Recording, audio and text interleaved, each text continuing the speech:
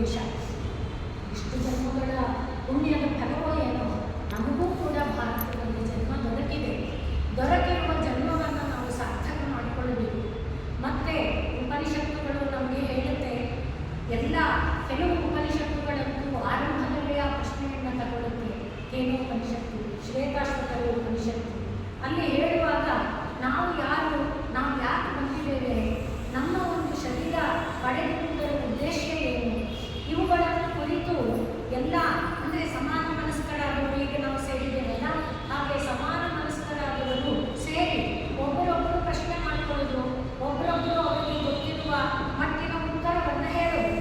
ಆದರೆ ಇಷ್ಟೇ ಅಲ್ಲ ಅನಿಸುತ್ತೆ, ಶ್ವೇತಾಶ್ವತರ ಚಾಂದೋಗ್ಯದಲ್ಲಿ ಇಂಥ ಒಂದು ಜನರ ಸಮ್ಮೇಳನಕ್ಕೆ ಕಾಣುತ್ತೆ, ಅವರು ಕೊಡೋ ಉತ್ತರ ಕಾಣುತ್ತೆ. ಆದರೆ ಇಷ್ಟೇ ಅಲ್ಲ, ಬನ್ನಿ ನಾವು ಅಲ್ಲಿ ಹೋಗೋಣ, ಬನ್ನಿ ನಾವು ಅಲ್ಲಿ ಹೋಗೋಣ, ಹೇಳೋಣ ಅಂತ ಇನ್ನೂ ತಿಳಿದವರು ಅಂತ ತಿಳಿದವರ ಒಂದು ಸಂಘಗಳಲ್ಲಿ ಬೆರೆತು ಚರ್ಚೆ ಮಾಡುವಂಥ ವಿಚಾರ. ನಾನು ಯಾರು ಅಂತ ನನಗೆ ಗೊತ್ತಿಲ್ವಾ, ನಾನು ಪ್ರಸನ್ನಾಕ್ಷಿ, ನಾನು ಇಂಥ ಒಂದು ಅಧಿಕಾರದಲ್ಲಿರೋದು, ನಾನು ಇಂಥ ಮನೆ ಒಂದು ಗೃಹಿಣಿ, ನನಗಿಂಥ ಮಕ್ಕಳ ತಾಯಿ, ನಾನು ಇಂಥ ಮಕ್ಕಳಿದ್ದಾರೆ, ಇಂಥ ಮಕ್ಕಳ ತಾಯಿ, ಅದು ನಾನಲ್ಲ. ಯಾಕೆಂದರೆ ನಾವು ಅದು ಅಂತ ತಿಳ್ಕೊಂಡಿರೋದೇ ಮಹಾ ತಪ್ಪಾಗಿದೆ ಅನ್ನುವುದನ್ನು ಉಪನಿಷತ್ತುಗಳು ನಮಗೆ ತಿಳಿಸಿ ಹೇಳ್ತಾ ಇದೆ. ದೊಡ್ಡ ತಪ್ಪಾಗಿರೋದೇ ಮೊದಲ ಹಂತದಲ್ಲೇ ದೊಡ್ಡ ತಪ್ಪಾಗಿಬಿಟ್ಟಿದೆ. ದೊಡ್ಡ ಹಳ್ಳದಲ್ಲಿ ಜಾರಿ ನಾವು ಬಿದ್ದುಬಿಟ್ಟಿದ್ದೇವೆ. ಅದನ್ನು ಉಪನಿಷತ್ತುಗಳು ನಮಗೆ ತಿಳಿಸ್ತಾ ಇದೆ. ಯಾರನ್ನ ನಾವು ನಾನು ಅಂತ ಇದ್ದೇವೋ ಅದು ನಾನಲ್ಲ. ಯಾಕೆ ನಾನಲ್ಲ? ಈಗ ಪ್ರಸನ್ನಾಕ್ಷಿ ನಾನು, ನನ್ನದು ಅಂದಾಗ ಈಗ ಪ್ರಸನ್ನಾಕ್ಷಿಯದು ಮನೆ ಅಂದರೆ ಪ್ರಸನ್ನಾಕ್ಷಿಗೆ ಮನೆನಾ? ಅಲ್ಲ. ನನ್ನದು ಅಂದಾಗ ನಾನು ಬೇರೆ, ಮನೆ ಬೇರೆ ತಾನೆ.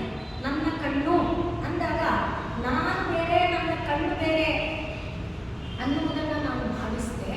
ಕಣ್ಣನ್ನು ನನ್ನ ಅವಿಭಾಜ್ಯ ಅಂತ ನಾನು ಭಾವಿಸ್ಕೊಳ್ತೇನೆ.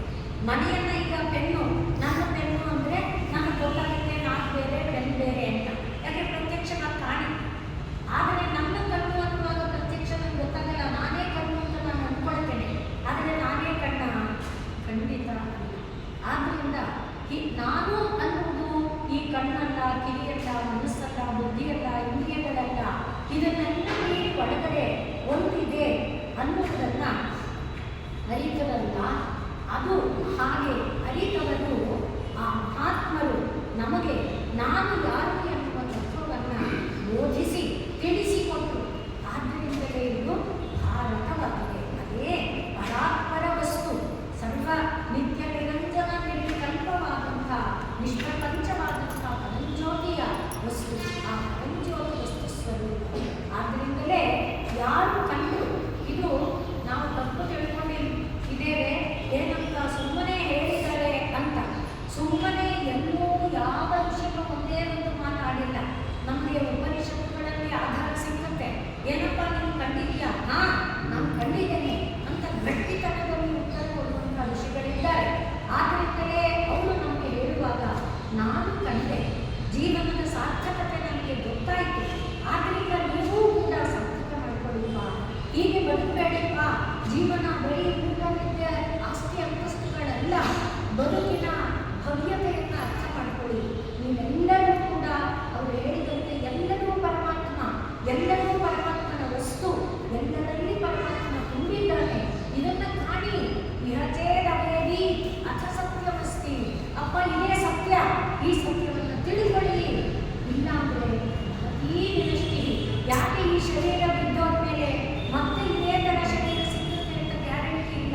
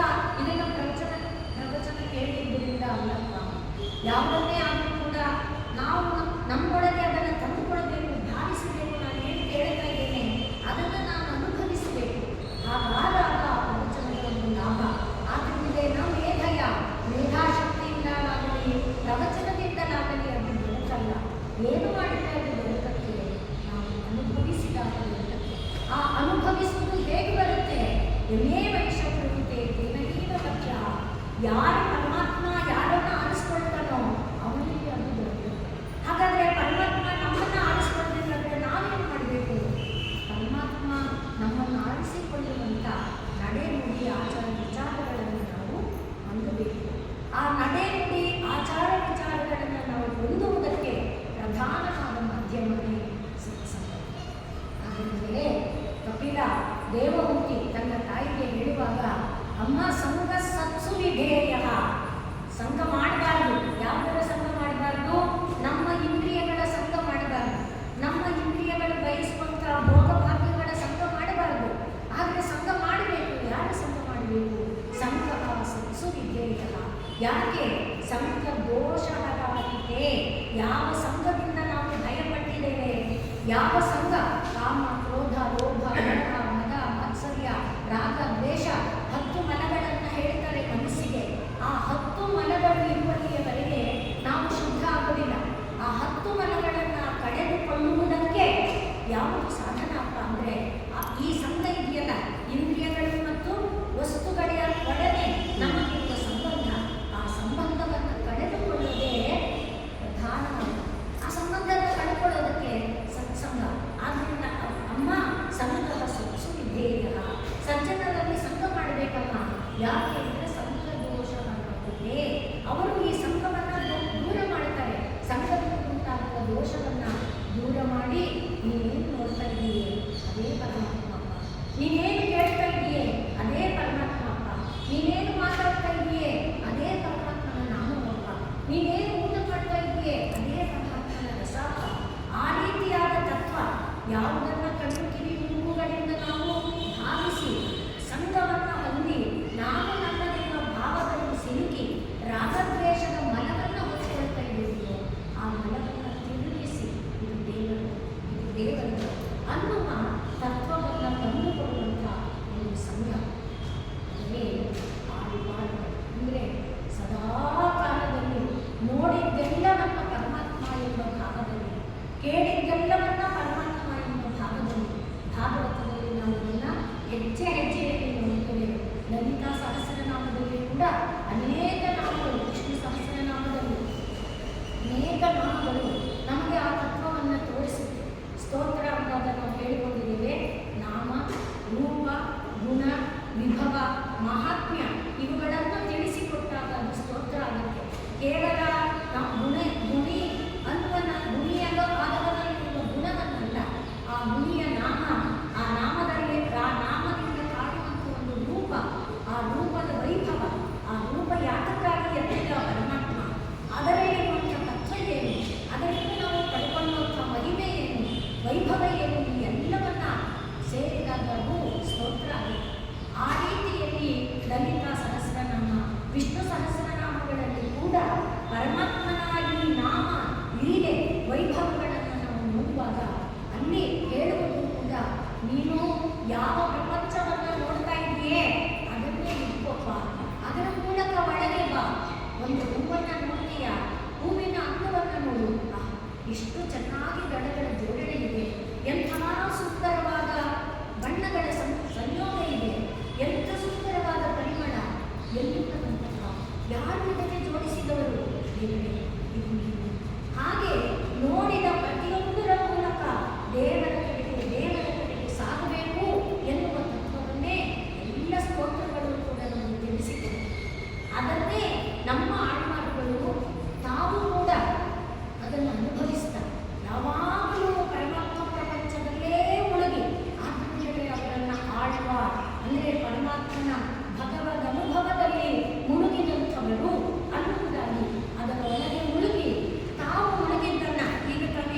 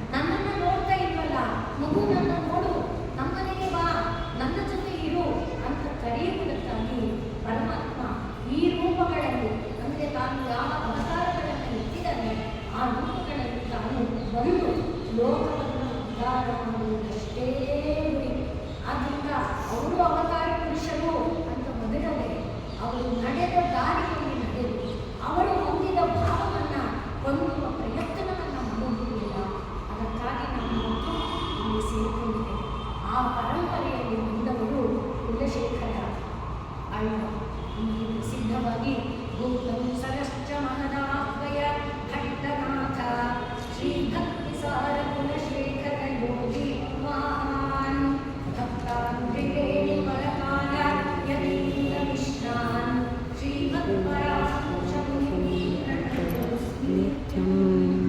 ಎಂಬುದಾಗಿ ಆಳ್ವಾದವುಗಳ ಪರಂಪರೆಯಲ್ಲಿ ಭೂತ ಅಂತ ಹೇಳಿದರೆ ಅದು ವೈರೈ ಆಳ್ವ, ಕೂದತ್ತ ಆಳ್ವಾರು ಮೊದಲ ಪರಂಪರೆಯಲ್ಲಿ ಬರುವಂಥ ಆಳ್ವಾರುಗಳು. ಅವರನ್ನ ಭೂತ ಸರ ಮಹತು ಎಂಬುದಾಗಿ ಮೊಟ್ಟ ಮೊದಲನೆಯ 4,000 ಪ್ರಬಂಧವನ್ನು ಲೋಕಕ್ಕೆ ಕಳುಹಿಸಿಕೊಟ್ಟ ಆಳ್ವಾರುಗಳಾಗಿ ನಾವು ವೈರೈ, ಕೂದತ್ತ ಮತ್ತು ಪೇಯ ಆಳ್ವಾರ್ ಇವರನ್ನು ಭಾವಿಸ್ತೇವೆ. ಅವರು ಭೂತ ಸರ ಮತ್ತು ಮಹತ್ ಎಂಬುದಾಗಿ ಭೂತಂ ಸರಶ್ಚ ಮಹದಾಹ್ವಯ ಆ ಹೆಸರಿನಿಂದ ಪ್ರಸಿದ್ಧರಾಗಿರುವಂಥ ಆಳ್ವಾರುಗಳು ಅವರು. ಅವರ ಒಂದು ಸಾಲಿನಲ್ಲಿ ಕುಲಶೇಖರ ಆಳ್ವಾರು ಕೂಡ ಬರ್ತಾರೆ. ಕುಲಶೇಖರ ಅವರು ಕೇರಳದ ಒಂದು ಪರಂಪರೆಯ ರಾಜ ಪರಂಪರೆಯಲ್ಲಿ ಬಂದಂಥವರು. ಕೋಜಿಕೋಡ್ ಅಂತ ಹೇಳ್ತಾರೆ, ಕೋಳಿಕೋಡ್ ಅಂತ ಹೇಳ್ತಾರೆ, ಮತ್ತು ಚೇರ ದೇಶ ಅಂತ ಕರೀತಾರೆ. ನಮ್ಮಲ್ಲಿ ಪಾಂಡ್ಯ, ಚೋಳ, ಚೇರ ಇತ್ಯಾದಿ ವಂಶಗಳಿವೆ.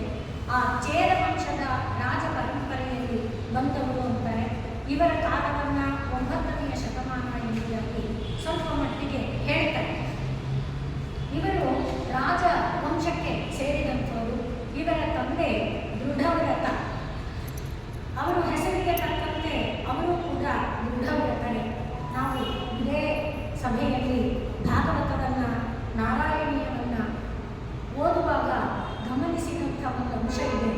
ರಾಜ ಪರಂಪರೆ ಭೋಗಕ್ಕಾಗಿ ಇದ್ದದ್ದಲ್ಲ. ಹೇಗೆ ಸತ್ಯಮೇವ ಉದ್ಧರಾಮ್ಯಹಂ ಎಂಬುದು ನಮ್ಮ ರಾಜ ಮನೆತನದ ಒಂದು ಮಾತು. ನಮ್ಮ ಈ ಒಡೆಯರ ಮನೆತನದ ಧ್ಯೇಯವಾಕ್ಯ ಸತ್ಯಮೇವ ಉದ್ಧರಾಮ್ಯಹಂ. ಹಾಗೆ ನಮ್ಮ ಈ ಭಾರತೀಯ ರಾಜರುಗಳೆಲ್ಲರೂ ಕೂಡ ಸತ್ಯ ಧರ್ಮ ಪರಾಕ್ರಮರಾದವರು. ಸತ್ಯವನ್ನು, ಧರ್ಮವನ್ನು ಉಳಿಸುವುದಕ್ಕಾಗಿ ತಮ್ಮ ಜೀವನವನ್ನು ತೇಯಿದವರು. ಯಾರೂ ಕೂಡ ಭೋಗಕ್ಕಾಗಿ ಸಿಂಹಾಸನದಲ್ಲಿ ಕುಳಿತವರಲ್ಲ. ಸಿಂಹಾಸನದ ಮೇಲೆ ಕುಳಿತಿದ್ದಾಗಲೂ ಕೂಡ ಪ್ರತಿಯೊಂದು ಜೀವದ ಉದ್ಧಾರವನ್ನೇ ಭಾವಿಸಿದಂಥವರು. ಅಂಥದೇ ಪರಂಪರೆಯಲ್ಲಿ ದೃಢವ್ರತ ರಾಜನು ಕೂಡ ಇದ್ದಾನೆ. ಸಂತಾನ ಇಲ್ಲದ ಹೊರಗಿಗೆ ಪರಮಾತ್ಮನನ್ನು ಪ್ರಾರ್ಥನೆ ಮಾಡಿಕೊಂಡು ಪಡೆದಂಥ ಇವರ ಚರಿತ್ರೆಯಲ್ಲಿ ಒಂದೆರಡು ಇದು ಬೇರೆ ವರ್ಷನ್ಸ್ ಇದೆ.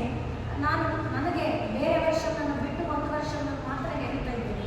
ಹಾಗಾಗಿ ಈ ಮಗನನ್ನು ಪಡೆದು ಮಗ ಕುಲಕ್ಕೆ ಶಿಖರಪ್ರಾಯನಾದ ಕಾರಣ ಕುಲಶೇಖರ ಎಂಬುದಾಗಿ ಅವರಿಗೆ ಹೆಸರನ್ನು ಇಟ್ಟರು. ದೃಢವ್ರತ ಕುಲಶೇಖರ ಚೆನ್ನಾಗಿ ಬೆಳಗುವುದಕ್ಕೆ ಬೇಕಾದಂತೆ ಎಲ್ಲ ರೀತಿ ವಿದ್ಯಾಭ್ಯಾಸವನ್ನು, ರಾಜನಿಗೆ ಯೋಗ್ಯವಾದ ವಿದ್ಯಾಭ್ಯಾಸವನ್ನು ಪ್ರತಿಯೊಬ್ಬ ರಾಜನನ್ನು ಕೂಡ ಕೌಟಿಲ್ಯ ಅರ್ಥಶಾಸ್ತ್ರದಲ್ಲಿ ಹೇಳ್ತದೆ. ಮೊಟ್ಟ ಮೊದಲನೆಯದಾಗಿ ಜಿತೇಂದ್ರಿಯತ್ವ ಎಂಬುದು ಪ್ರತಿಯೊಬ್ಬ ರಾಜನಿಗೆ ಇರಬೇಕು. ಅದು ದೊಡ್ಡ ಲಕ್ಷಣ ಅಂತ ಹೇಳ್ತಾರೆ. ಜಿತೇಂದ್ರಿಯತ್ವಕ್ಕೆ ಬೇಕಾದ್ದು ಆಧ್ಯಾತ್ಮಿಕ ಜ್ಞಾನ, ಆ ಧರ್ಮ ಜ್ಞಾನ. ಆದ್ದರಿಂದ ದೃಢವ್ರತ ರಾಜ ತನ್ನ ಮಗನಿಗೆ ಆಧ್ಯಾತ್ಮಿಕ ಜ್ಞಾನವನ್ನು, ಧರ್ಮಜ್ಞಾನವನ್ನು, ಹಾಗೆ ರಾಜನಿಗೆ ಬೇಕಾದಂಥ ಜ್ಞಾನಗಳನ್ನು ಎಲ್ಲವನ್ನು ಕೊಟ್ಟು ಅವನನ್ನು ಒಂದು ಸ್ಥಾನಕ್ಕೆ ಬಂದಿದ್ದಾನೆ, ಒಂದು ಅರ್ಹತೆಯನ್ನು ಪಡೆದಿದ್ದಾನೆ ಅಂತ ಅನ್ನಿಸಿದ ಮೇಲೆ ಸಿಂಹಾಸನದಲ್ಲಿ ಕುಳಿತು ತಾನು ವಾನಪ್ರಸ್ಥನಾದ ಎಂಬುದಾಗಿ ಒಂದು ವರ್ಷವಿದೆ.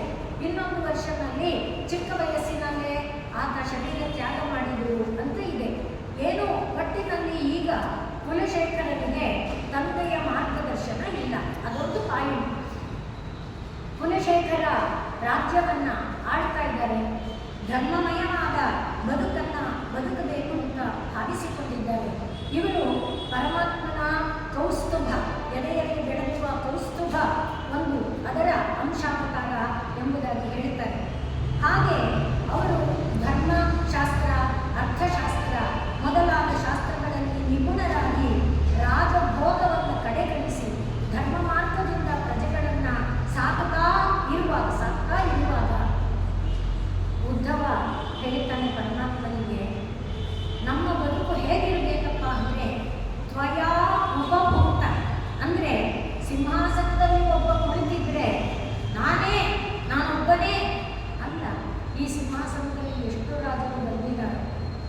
ಸುಭಾಷಿತ ಹೇಳುತ್ತೆ, ಮಾಂಥಾತಾಚ ಮಹೀಪತಿ ಹೃದಯುಗಾಲಂಕಾರ ಭಕ್ತಃ. ಎಷ್ಟೋ ಜನ ರಾಜರುಗಳಾಗಿದ್ದಾರೆ, ಎಷ್ಟು ಜನ ಕುಳಿತದ್ದು ಈ ಸಿಂಹಾಸನ, ನಾನು ನನ್ನದಲ್ಲ ಅಲ್ಲೇ. ಆದ್ದರಿಂದ ಅಂದರೆ ಇದೆಲ್ಲ ಯಾರು ಪರಮಾತ್ಮನ ಭಾವವನ್ನು ಹೊತ್ತು ಇಲ್ಲಿ ಕುಳಿತವರು, ಯಾರು ಸತ್ಯಮೇವ ಉದ್ಧರಾಮಿ ಎನ್ನುವ ಧರ್ಮ ಹೊಂದಿದ್ದಾರೆ ಅವರಿರುವಂಥವರು. ಆದ್ದರಿಂದ ತ್ವಯಾ ಉಪಭುಕ್ತ, ಯಾವುದನ್ನು ನೀನು ಅನುಭವಿಸಿದೆಯೋ ನೀನು ಅನುಭವಿಸಿ ಬಿಟ್ಟದ್ದು. ಈಗ ಪರಮಾತ್ಮ ಕುಳಿತದ್ದು ಸಿಂಹಾಸನ, ಆದ್ದರಿಂದಲೇ ಸಿಂಹಾಸನವನ್ನು ಕಾಲಲ್ಲಿ ಮೆಟ್ಟುವುದಿಲ್ಲ. ಸಿಂಹಾಸನ ಪರಮಾತ್ಮನದು. ಆದ್ದರಿಂದ ತ್ವಯೋಪಭುಕ್ತ ಸರಕು ಗಂಧ, ಪರಮಾತ್ಮ ಧರಿಸಿದ ಮಾಲೆ, ಪರಮಾತ್ಮ ಲೇಪಿಸಿಕೊಂಡಂಥ ಗಂಧ, ಪರಮಾತ್ಮ ಹಾಕಿಕೊಂಡಂಥ ವಸ್ತ್ರ, ಪರಮಾತ್ಮನು ಧರಿಸಿದ ಅಲಂಕಾರ ಆಭರಣ, ಇವುಗಳನ್ನು ನಾವು ಉಪಯೋಗಿಸಿಕೊಳ್ತಾ ಇದು ನಮಗೂ ಅನ್ವಯ ಆಗುತ್ತೆ. ಅದರಿಂದ ಉಚ್ಛಿಷ್ಟ ಭೋಜಿನ, ಪರಮಾತ್ಮನ ಪ್ರಸಾದ, ಪರಮಾತ್ಮನ ಪ್ರಸಾದ, ಪರಮಾತ್ಮನ ಪ್ರಸಾದ ಎಂಬ ಭಾವದಿಂದ ದಾಸಾವಯಂ, ದಾಸರಾದಂಥ ನಾವು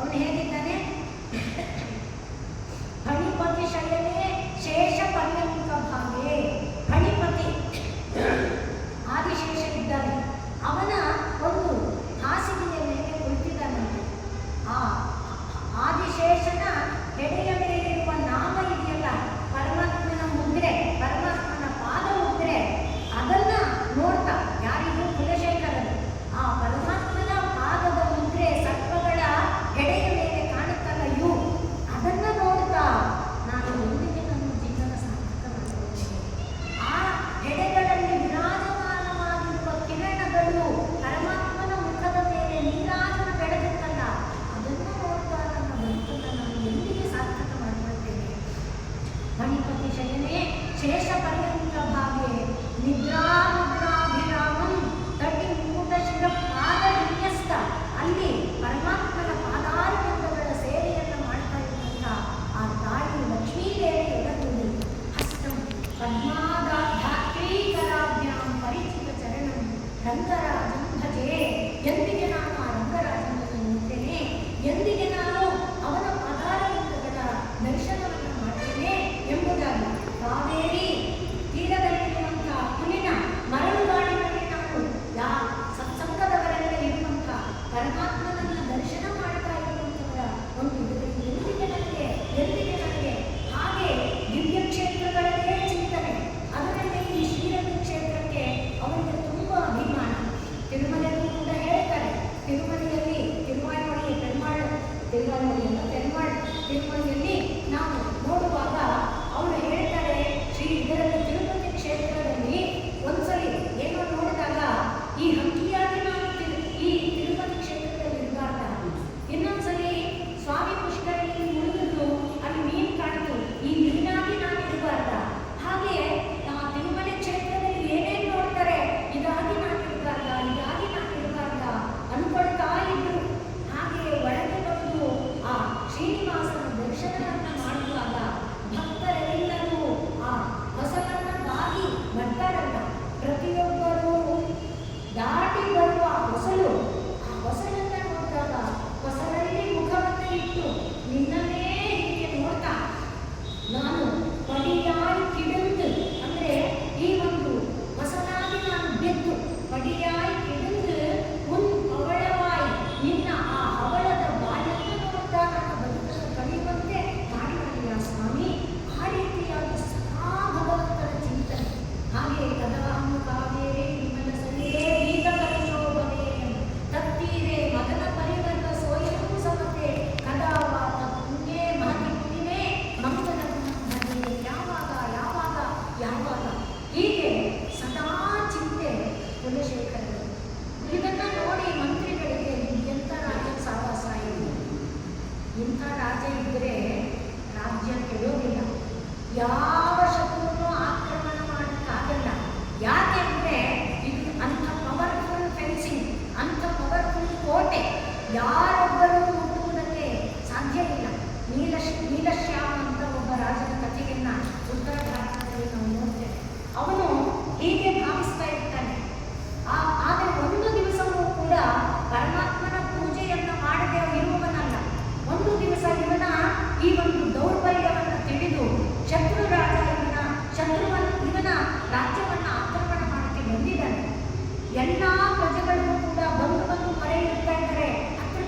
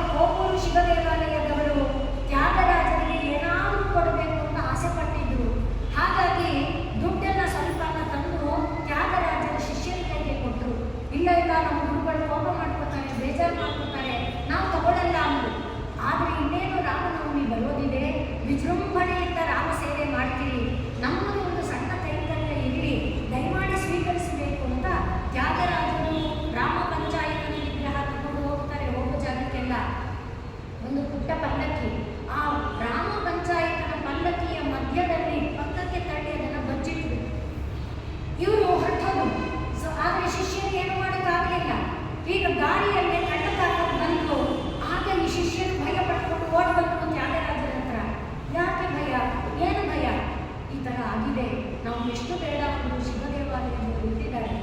ಏನಂತ ಇಟ್ಟಿದ್ದಾರೆ? ರಾಮನಿಗೆ ಅಂತ ಇಟ್ಟಿದ್ದಾರೆ ತಾನೇ, ರಾಮನ ಜವಾಬ್ದಾರಿ. ಕೊನೆಗೇನಾಯಿತು? ಕೊನೆಗೆ ಆ ದರೋಡೆಕೋರರು ಎಲ್ಲರೂ ಬಂದು ತ್ಯಾಗರಾಜರ ಪಾದವನ್ನು ಹಿಡಿದು, ನಿಮ್ಮನ್ನು ಇಷ್ಟೊಂದು ಕಾಲ ಕಾಪಾಡಿದ್ನಲ್ಲ, ಅವನ ಮುಖದರ್ಶನವನ್ನು ನಮಗೆ ಮಾಡಿಸಿ. ಆ ಇಬ್ಬರು ಯುವಕರು ಎಂಥ ತೇಜಸ್ವಿ ಯುವಕರು. ನಾವು ಹೇಳ್ತೇವಲ್ಲ, ಏನು ಆ ಕರ್ಣಪೂರ್ಣ ಧರ್ಮಾನವು ರಕ್ಷೇತ ರಾಮ ಲಕ್ಷ್ಮಣನು. ಹಾಗೆ ಅವರು ನಮ್ಮನ್ನು ಹತ್ತಿರ ಬರಕ್ಕೆ ಕೊಂಡಿಲ್ಲ, ಇದರ ಹತ್ತಿರಕ್ಕೆ ಬರಕೊಂಡಿಲ್ಲ, ಅವರ ದರ್ಶನ ಮಾಡಿಸಿ. ನಾನು 96,000 ರಾಮನನ್ನು ಜಪಿಸಿ ಅವನನ್ನು ಕಾಣಲಿಲ್ಲವ? ನೀವು ಆ ಐಶ್ವರ್ಯದ ಆಸೆಗೆ ಬಂದವರು ಅವನನ್ನು ಇಷ್ಟ ಮಾಡಿದ್ದಾರೆ. ಎಂಥ ಸಂಖ್ಯೆ, ಎಂಥ ಕನ್ಯೆ! ನಾನು ಇಲ್ಲಿಂದ ತೋರಿಸಿಲ್ಲಪ್ಪ ಅಂದರೆ ಪರಮಾತ್ಮನ ವಸ್ತು ಅವನು ರಕ್ಷಿಸಿಕೊಳ್ತಾನೆ.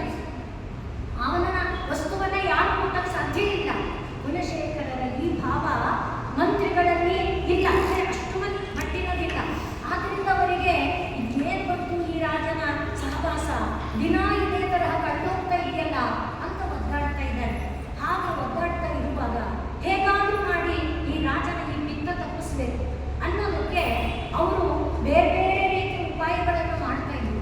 ಅದರಲ್ಲಿ ರಾಜನಿಗೆ ಇವರು ಯಾರು ಉಪನ್ಯಾಸ ಮಾಡೋರಿದ್ದಾರೆ, ಅದರಲ್ಲಿ ರಾಮ ಸೀತೆ ತಂದು ಒಪ್ಪಿಸಿಕೊಟ್ಟು ಹೋದರಲ್ಲ ರಾಜ್ಯಕ್ಕೆ, ಆ ನಂತರ ಇವನ ದರ್ಶನಕ್ಕೆ ಬರುವ ಇವರುಗಳು ಜಾಸ್ತಿ ಆಗ್ಬಿಟ್ಟು ಶ್ರೀ ವೈಷ್ಣವರು, ಭಕ್ತಾಗ್ರಣಿಗಳು ಅವರೆಲ್ಲರೂ ಬರೋದಕ್ಕೆ ಶುರು ಮಾಡಿದಾಗ ಅವರಿಗೆ ಮುಕ್ತ ಅವಕಾಶ ಕೊಟ್ಬಿಟ್ರು ಕುಲಶೇಖರ. ಎಲ್ಲ ಕಡೆಯಲ್ಲಿ ಓಡಾಡ್ತಾರೆ. ಇದು ಮಂತ್ರಿಗಳಿಗೆ ಇನ್ನೂ ಹಿಂಸೆಯಾಗೋದಕ್ಕೆ ಆರಂಭ ಆಯಿತು. ಅದಕ್ಕೆ ಇವರೇನು ಉಪಾಯ ಮಾಡಿದ್ರು?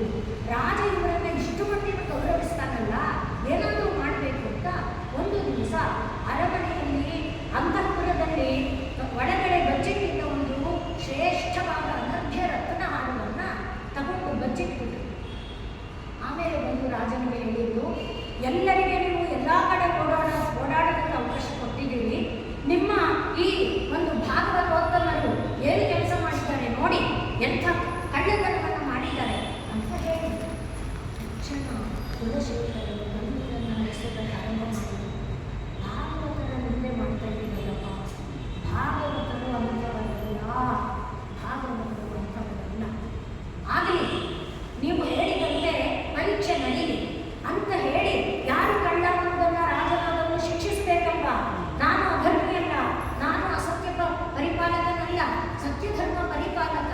ಆಗಲಿ, ಸಭೆಯನ್ನ ಕರಿ, ಸಭೆಯಲ್ಲಿ ಎಲ್ಲ ಭಾಗವತರು ಬರೀ, ನಾನು ಅದಕ್ಕೆ ವ್ಯವಸ್ಥೆ ಮಾಡ್ತೇನೆ ಅಂತ ಮಂತ್ರಿಗಳಿಗೆ ಹೇಳಿ ಒಬ್ಬ ಸರ್ಪ, ಅಂದರೆ ಕಾರ್ಕೋಟಕ ವಿಷದ ಒಂದು ಸರ್ಪವನ್ನು ಮಡಕೆಯೊಳಗೆ ಹುದುಗಿಸಿ, ಅದನ್ನು ಒಂದೊಂದು ಕಾಲದಲ್ಲಿ ಒಂದೊಂದು ಪದ್ಧತಿ ಇದೆ. ನಾವು ಚಾಂದೋಗ್ಯ ಉಪನಿಷತ್ತಿನಲ್ಲಿ ನೋಡ್ತೇವೆ, ತಪ್ಪು ಮಾಡಿರುವವನು ಕಾದ ಕಬ್ಬಿಣವನ್ನು ಮುಟ್ಟದೆ, ಅವನು ನಿರ್ದೋಷಿಯಾಗಿದ್ದರೆ ಕಾದ ಕಬ್ಬಿಣ ಏನೂ ಮಾಡಲ್ಲ, ದೋಷಿಯಾಗಿದ್ದರೆ ಕಾದ ಕಬ್ಬಿಣ ಸುಡುತ್ತೆ. ಇದೆಂತ ಸುಳ್ಳಾಗಲಿ ನಿಜ ಆಗಲಿ ಸುಡುತ್ತಿದ್ದ ಶರೀರ ತಾನೇ, ಅದು ಬೆಂಕಿ ತಾನೇ ಇಲ್ಲ. ಅದಕ್ಕೆ ಈ ಕಥೆಯನ್ನೆಲ್ಲ ಹೇಳ್ತಾ ಇರೋದು. ಎಲ್ಲಿ ಸತ್ಯ ಇದೆ ಅಲ್ಲಿ ಪರಮಾತ್ಮ ಇದ್ದಾನೆ. ಸತ್ಯ ಇದ್ದ ಜಾಗದನ್ನ ಪರಮಾತ್ಮ ಬಿಡೋದಿಲ್ಲ. ನಮ್ಮಲ್ಲಿ ದೃಢತೆ ಇಲ್ಲ ಅಷ್ಟೇ, ದೃಢಪಡೋದಾದ್ರೆ ನಾವು ಮರಿಬಾರ್ದು, ದೃಢತೆ ಬೇಕಷ್ಟೇ. ಪರಮಾತ್ಮ ಇದ್ದಾನೆ, ಕಾಪಾಡ್ತಾನೆ ಅಂದರೆ ಭಯ ಯಾಕೆ? ಯಾರು ಭಯ? ಯಾವ ಭಯ? ಯಾಕೆ ಭಯ? ಅದನ್ನ ದೃಢವಾಗಿ ಮನಸ್ಸಿನಲ್ಲಿ ಇಟ್ಕೊಳ್ಳಿ. ಈಗ ಇವರೇನ್ ಮಾಡಿದ್ರು? ಆ ಕೋಟದ ವಿಷದ ಸರ್ಪವನ್ನು ಮಡಕೆಯಲ್ಲಿ ಹಾಕಿ ಅದಕ್ಕೆ ಬಾಯಿ ಕಟ್ಟಿ ಸಭೆಗೆ ತರೋದಕ್ಕೆ ಹೇಳಿದ್ರು ಕುಲಶೇಖರರು. ಈಗ ಸರ್ಪ ಬಂದಿದೆ, ಮಡಕೆಯಲ್ಲಿದೆ. ಘೋಷಣೆ ಮಾಡಿದ್ರು ಕುಲಶೇಖರರು ಏನಂತ? ಎಲ್ಲರೂ ಈ ಮಡಕೆ ಒಳಗೆ ಕೈ ಹಿಡಿ ಅನ್ನಲಿಲ್ಲ. ನಾನು ಈ ಭಾಗವತರು ಕಳ್ಳರಲ್ಲ ಅಂತ ಹೇಳ್ತಾ ಇದ್ದೇನೆ. ನನ್ನ ಮಾತು ನಿಜ ಆಗಿದ್ರೆ ಈ ಸರ್ಪ ನನ್ನನ್ನು ಕಚ್ಚದೇ ಇರಲಿ, ನನ್ನ ಮಾತು ಸುಳ್ಳಾಗಿದ್ರೆ ಈ ಸರ್ಪ ನನ್ನ ಕಚ್ಚಲಿ. ಇಂಥ ರಾಜ ಇರ್ತಾರೆ ನೋಡಿ.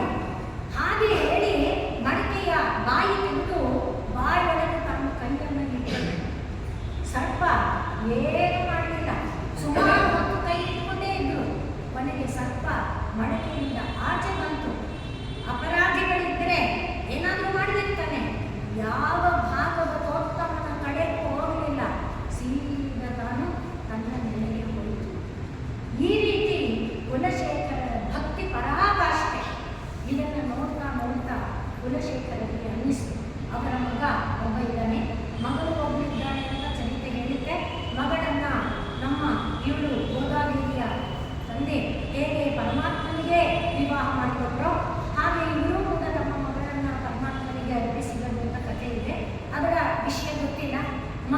ದೃಢವ್ರತ ಅಂತಾನೆ ಹೆಸರಿಟ್ಟಿದ್ದಾನೆ.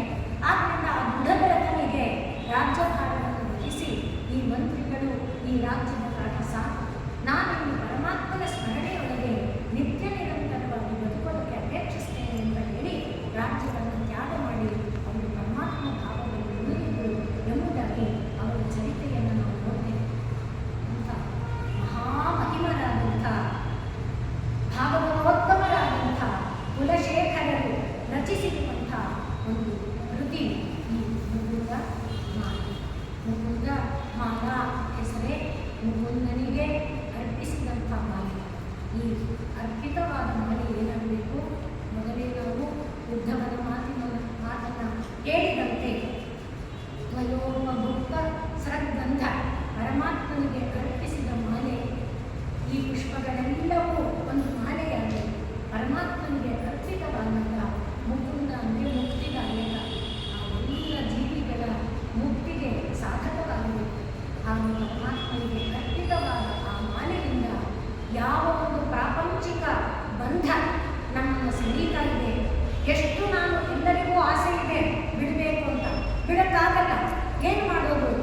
ಆದ್ದರಿಂದ ಆ ಪರಮಾತ್ಮನ ಒಂದು ಆಸೆ ಜಾಸ್ತಿ ಆದರೆ ಇದು ಕಡಿಮೆಯಾಗುತ್ತೆ. ಶ್ರೀರಾಮಕೃಷ್ಣರು ಉದಾಹರಣೆ ಹೇಳ್ತಾರೆ. ಪೂರ್ವದ ಕಡೆಗೆ ಒಂದೊಂದು ಹೆಜ್ಜೆ ಇಡ್ತಾರೆ, ಪಶ್ಚಿಮ ದೂರ ದೂರ ಆಗುತ್ತೆ. ಹಾಗೆ ಪರಮಾತ್ಮನ ಕಡೆಗೆ ಒಂದೊಂದು ಹೆಜ್ಜೆ ಇಡ್ತಾ ಪ್ರಪಂಚ ದೂರ ಆಗುತ್ತೆ.